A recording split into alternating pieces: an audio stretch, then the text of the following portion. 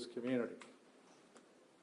We have hundreds of police resources assigned to this very important task.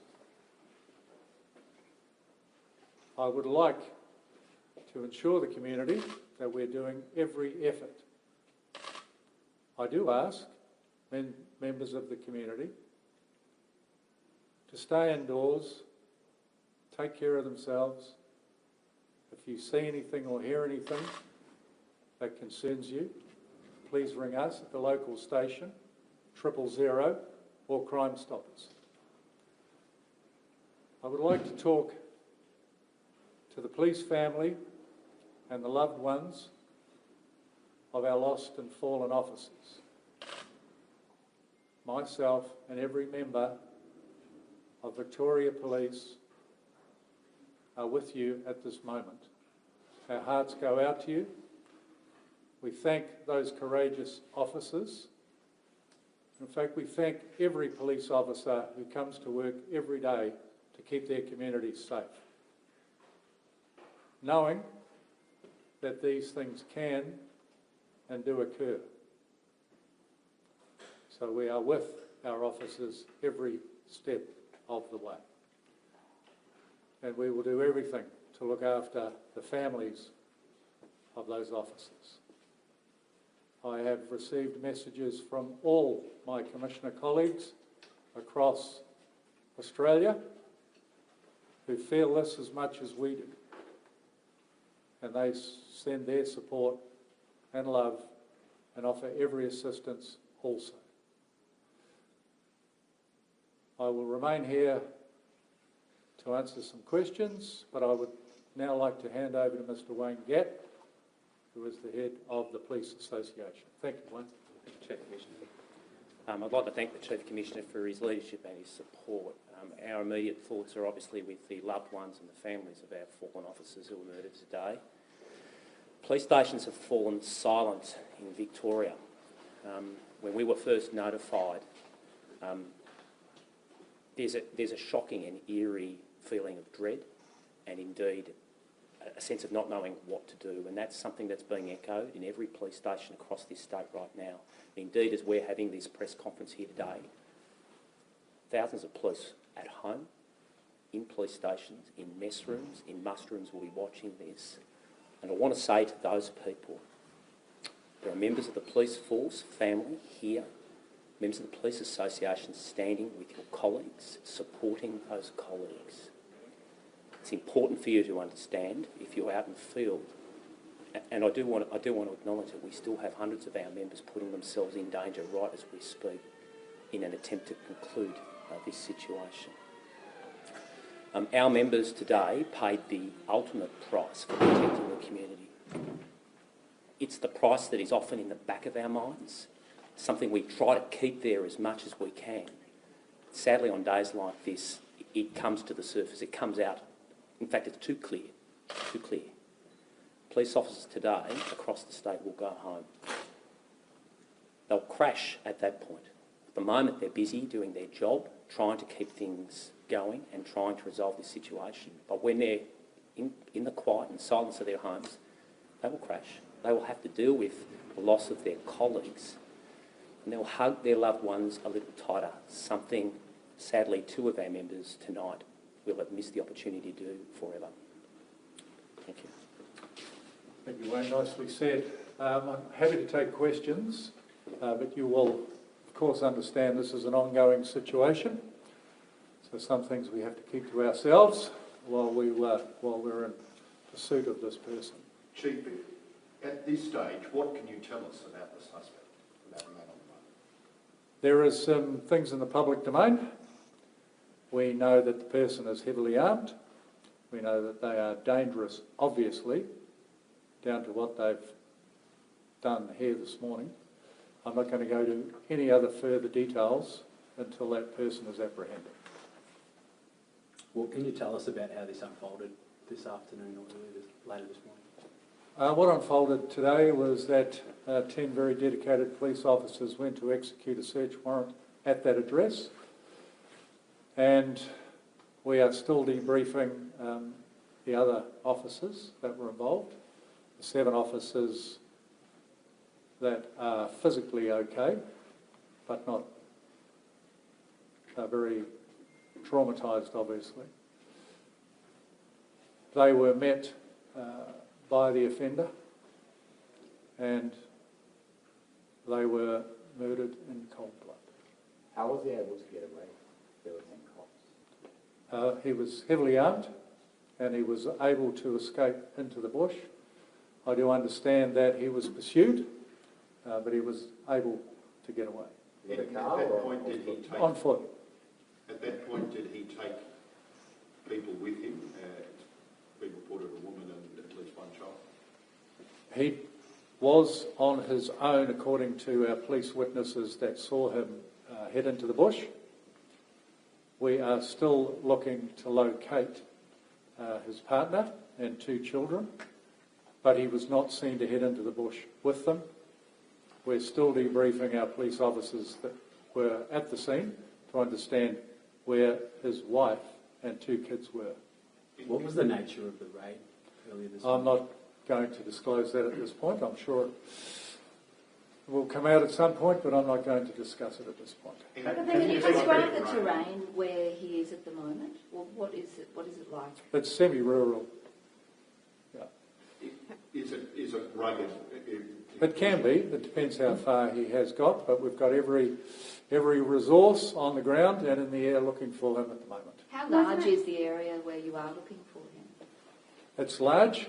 We've got a cordon around the area. I can't give you the meterage or the acreage, but it's a large area that we've got cordoned off.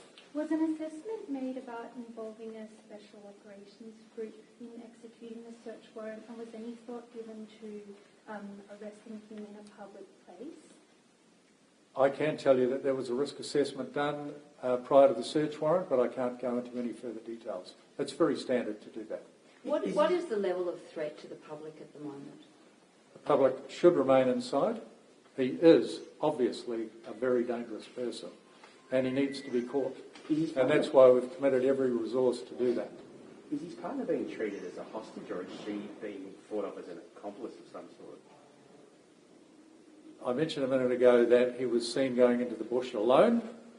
We don't know exactly where his wife is at the moment or the children, and we have no information to suggest whether he is with or without them.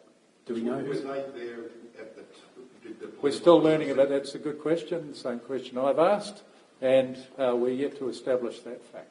Are there multiple families and groups living out in that area? My belief is that it's their residence. It's semi-rural. Are they Wangaratta officers that are involved? I'm not going to go into which officers at this stage. We will, obviously, when all next of kin are informed, be able to tell you who those officers are that have passed. There were reports that this bloke's picked up the firearms of the 2 deceased officers and taken off with them. Is that any truth to that?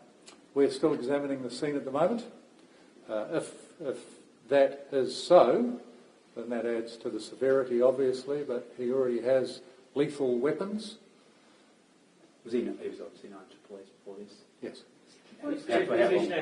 How long did this incident occur at the property? How long did it go for? It happened over minutes, but the officers that were involved, the 7 that were uninjured, remained there for hours while we locked down the area and made it secure. So you have to be very careful when you have an offender at large that we know to be armed. And did police discharge their weapons in this?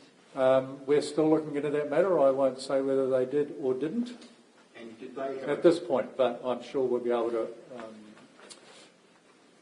share those details at some point. Is the indication that 10 officers attended, the fact that 10 officers attended, is that indication that that risk assessment that was undertaken came back saying there was a pretty strong risk here?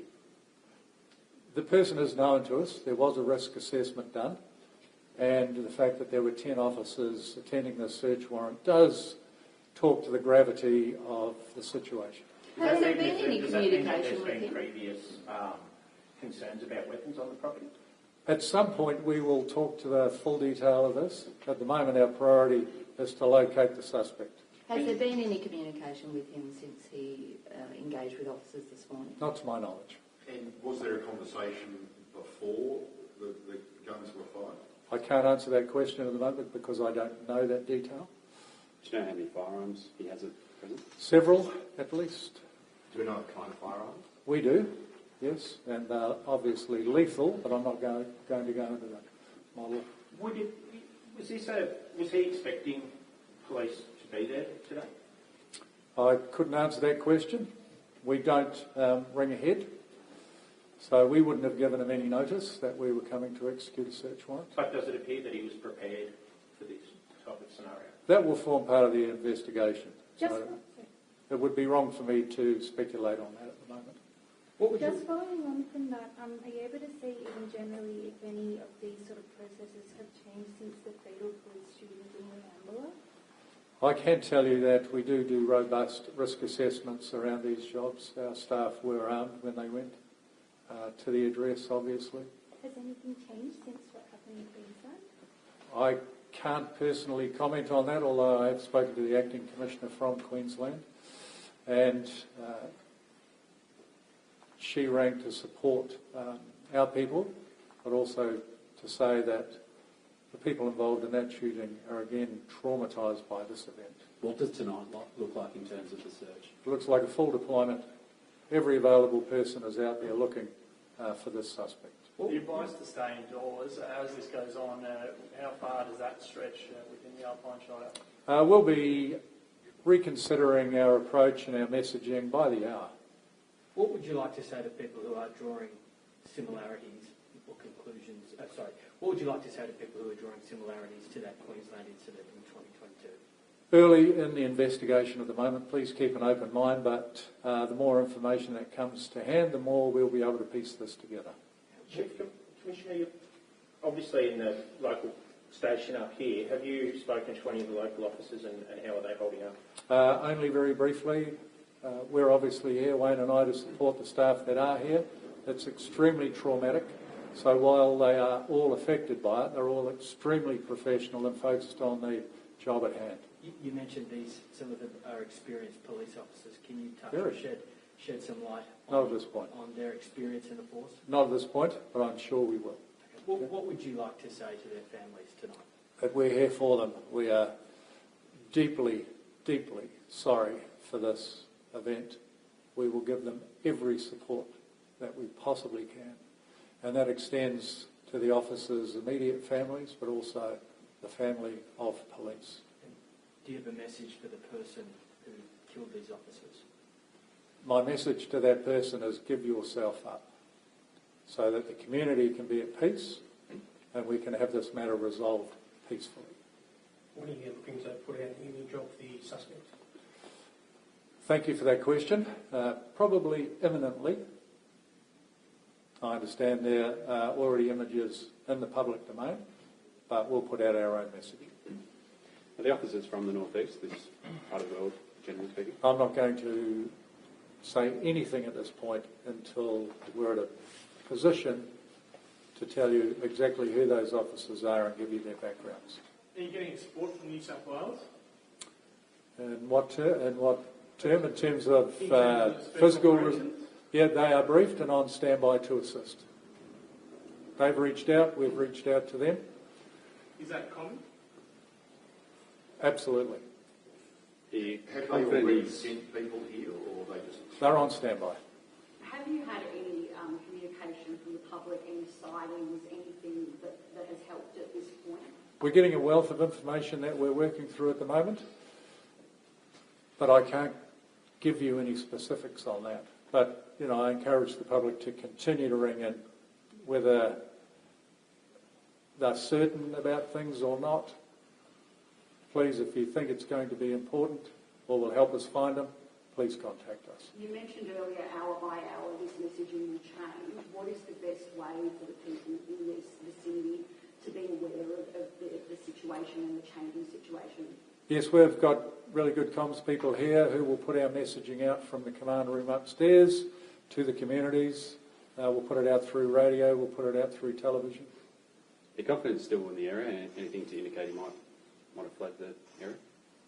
We have nothing to suggest he's fled the area, but we are keeping a very open mind. Can you describe the sort of property he lives on? There was a report that he lived in a bus. Does it have vehicles on the property? What can you... It was a semi-rural address with a house and an adjoining bus. That's all I can tell you at the moment. And are there surrounding... I don't believe so. I know where you're going with that question. I don't believe so. I believe it was a address occupied by himself, his partner and his children. And are there not neighbouring... I'm sure there are, but I'm just not sure about the vicinity of those other properties. How many door knocks were carried out today? I can't tell you. Last question, guys. Just a horrible day for the force, isn't it, Mr. Bush? Terrible day for the community, terrible day for the officers and their families, and Victoria Police are fully deployed to bring this matter to a peaceful conclusion. Thanks, guys. Thank you for your Thank you. attention and help. Thank you. Thank Appreciate you. it. Thank you.